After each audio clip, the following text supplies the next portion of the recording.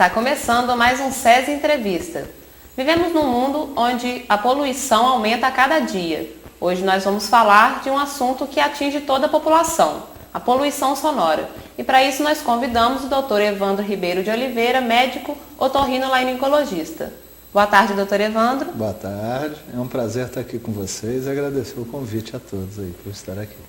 A poluição sonora ocorre quando num determinado ambiente de som, o som altera a condição normal da audição. Para os otorrinolaringologistas, qual é a definição de poluição sonora? A poluição sonora hoje, a gente vê pela vida moderna, está cada vez ruído mais intenso, você pode ver. É ruído de carro, é ruído de ônibus nas ruas, é barulho de som na rua, é som de propaganda, é som de barzinho. Cada vez mais a gente vê o uso desses aparelhos auditivos tipo Walkman, MP3. A gente não sabe até que ponto isso está lesionando o ouvido interno. E uma coisa que eu quero até chamar a atenção, que eu acho importante, sobre o que a gente tem visto muito, essas festas que tem tido tipo rave, e mesmo essas festas que a gente vê por aí, com um som muito intenso e um tempo de exposição ao ruído intenso muito grande ali. Provavelmente, futuramente, vai ter umas gerações de deficientes auditivos aí.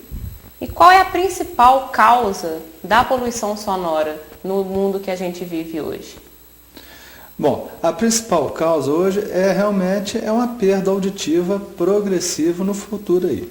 Porque todo ser humano vai haver, depois dos 40 anos de idade, isso ocorre com todos. Lógico que uns mais, outros menos, depende da questão genética e da predisposição individual. Mas a partir dos 40 e poucos anos, vai havendo já uma diminuição da audição. Como a gente vai ficando com a pele mais envelhecida, o cabelo vai ficando branquinho, é o envelhecimento natural do ser humano. Logicamente, cada vez mais a gente tenta evitar isso, né, que a gente vê com os remédios, com um monte de coisa. Mas a gente tem que também procurar isso, fazer com que isso aconteça mais cedo. Então a gente tem visto, eu vejo lá no meu consultório, até jovens aí de 20 e poucos anos já com a perda inicial até por trauma sonoro. E a gente tem que ficar atento, que há pouco tempo eu vi então uma entrevista, nessas grandes avenidas, nos grandes centros, a poluição sonora chega a mais de 100 decibéis ali, no horário de pico.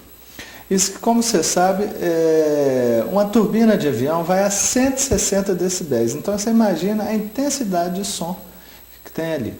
A gente tem como parâmetro o seguinte: a partir de 85 decibéis já vai havendo uma lesão do nervo auditivo dentro das células auxiliares do ouvido interno.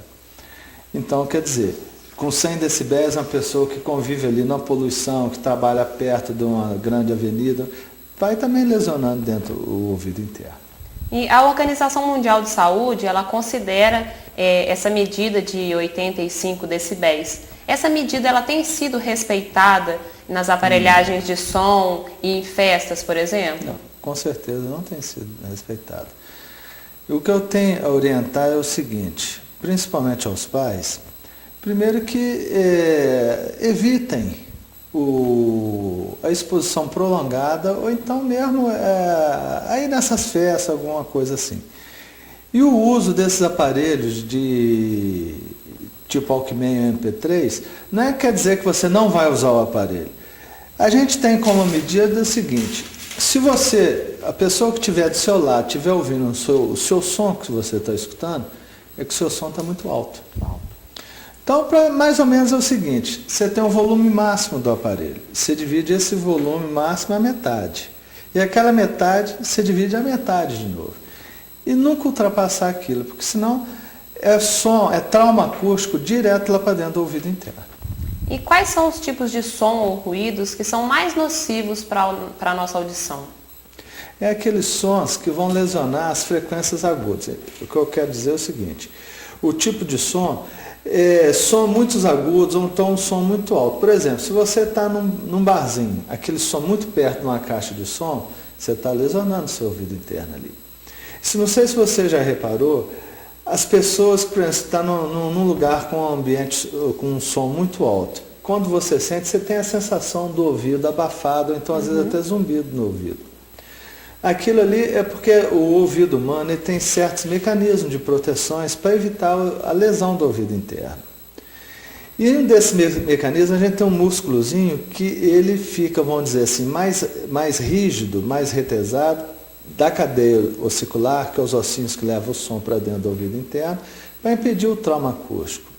Então, o fato desse músculo estar mais retesado é que te leva à sensação de ouvido cheio, de abafamento no ouvido. Então, aquele momento ali, você sabe que ali o som está muito alto para você. Se você continua com aquele uso frequente nesse ambiente, provavelmente vai lesionar aí o seu ouvido. E voltando no assunto dos fones de ouvido, né? Que é visível que a nossa população ela tem utilizado assim, vamos dizer que irregradamente, né?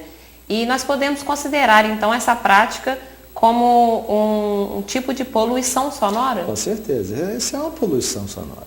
Agora, você também tem que pelo menos fazer alguma coisa que não vá contribuir, vamos dizer assim, para uma lesão do ouvido interno.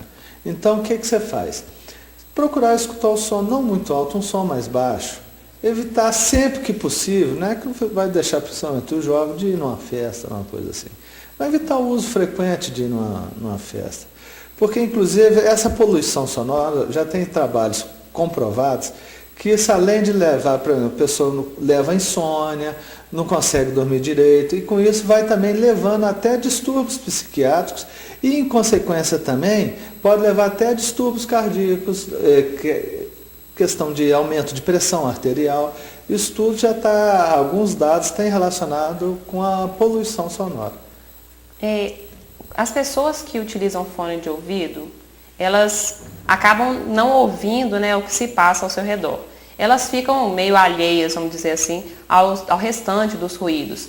E a gente pode considerar esse fato como um benefício ou a gente tem que considerar isso como outra forma de poluição sonora também? Não, o que eu tenho te falar é o seguinte: primeiro, ele vai ficar alheio e acaba sendo até perigoso, né? Está com som daquele de ouvido. Se ele tiver de bicicleta, ele pode, né, cair ou até ser atropelado. Se está atravessando a rua, se ele está alheio, né? Então, o que eu quero dizer é o seguinte: ele não pode usar um som muito alto, que o ouvido humano também foi feito para o estado de alerta dele. Você pode ver, os animais têm uma audição mais aguçada porque ele não tem desenvolvido outros órgãos dos sentidos. E é uma forma até de alerta dele, de vigília dele. Mesma coisa a gente. A gente tem que ter o ouvido humano para você poder interagir com o meio ambiente. Então, você não pode estar abafando o seu som ali, o que você vai escutar também. Então, é importante... Além de levar uma trauma para dentro do ouvido interno. Então é importante que as pessoas que utilizam o fone de ouvido para ouvir música ou outro tipo de som, que elas tenham um volume mais baixo para poder ouvir também o que se passa ao seu redor. Com certeza. E os bebês, eles têm um aparelho auditivo mais sensível, né?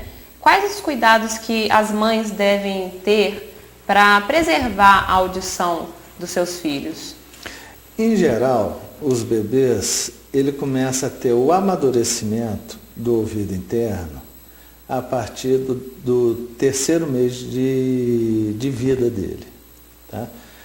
Por isso aí, inclusive é uma coisa interessante você estar falando isso, a gente tem que até orientar, que as mães têm que ficar atentas, porque quanto mais precoce o diagnóstico que feito quando um bebê tem uma perda auditiva, melhor o tratamento. Melhor vai dar a condição dele de desenvolver a fala, interagir no meio ambiente, né?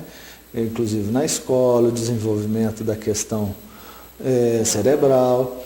Então, o que eu quero dizer é o seguinte: primeira coisa, o bebê, inclusive para evitar irritabilidade para o bebê necessita ter um sono tranquilo, então o máximo possível de silêncio ali. Né?